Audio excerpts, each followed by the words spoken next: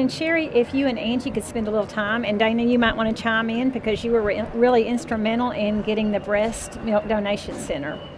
And talk about a little bit about who it's honoring too. And Dana may want to start with that. You start with that. Let me start talking about that from the beginning. You know, it's really an odd concept for a lot of people. You don't think about human milk being something that needs to be donated or received in our community, but it very much is. And we had a very special mom. Her name is Sierra, and she happened to be a NICU nurse at the time that her baby was born. With an anomaly that didn't allow her to survive, and Sierra knew that from the beginning. So baby Kayla Grace, when she was born, her mom still, of course, was going to have milk, and that was a way for her. It was very important in her healing to be able to give back. She saw every day in the NICU that the babies needed that milk, and that was a great way for her to help heal and to honor Kayla Grace. So when we discovered that this was a need in our community, there's not a drop-off location anywhere around. The lactation team and Angie's team pulled in, and that's where our donation drop-off is located, is at the pregnancy clinic. And once we got the word out, I mean, we were just overwhelmed. Moms were coming in with garbage bags full of frozen breast milk, and that's so important to them. This is like liquid gold. It's something that they worked so hard to give their own babies, and they had it in excess.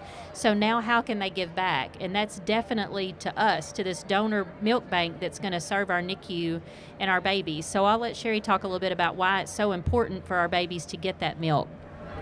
Our babies that are premature babies, you know, especially if they deliver before 34 weeks, their gut is not very mature. And so the human milk is much gentler on their gut, and they also need mom's antibodies, but some of those moms either for whatever reason cannot produce the milk, or they've chosen not to produce the milk. And for those, we use our donor milk. In our NICU, we probably order 100 bottles a month, if not more, for our NICU. Now, when you decide, if you have moms that just at the end of their pregnancy, they have just a ton of frozen milk that they don't want to throw out.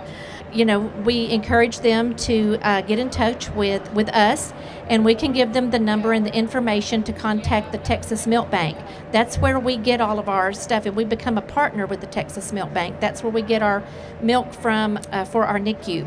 So it's very simple. All you have to do is to contact them. You answer a questionnaire, and if you meet the criteria, they will send an order to Quest Diagnostics here in Jonesboro to get your lab work drawn. And so the mom will get her lab work drawn, and this is totally free. And once the milk bank receive the results of that blood draw, then she's accepted. If it's, if she's not, it's tested for HIV, hepatitis A, B, and C, drugs, medications. It's tested for all kinds of things. And if her blood is clear and she's been accepted, then we accept her milk. And she's given a donor milk card number. And when she brings her milk in to us, it's frozen, and she has the donor number with her. And so we put the donor number in with her milk and put it in our big, huge freezer. That's industrial freezer that's provided to us by the Texas Milk Bank, and then we ship it to them. So this is milk. When we talk about donor milk, it's not milk that's just bought off a Craigslist or something. This is milk that has been tested. It's been tested for all kinds of diseases, medications, drugs, and it's also lightly pasteurized. So it's extremely safe for our tiny, tiny babies that need it the most.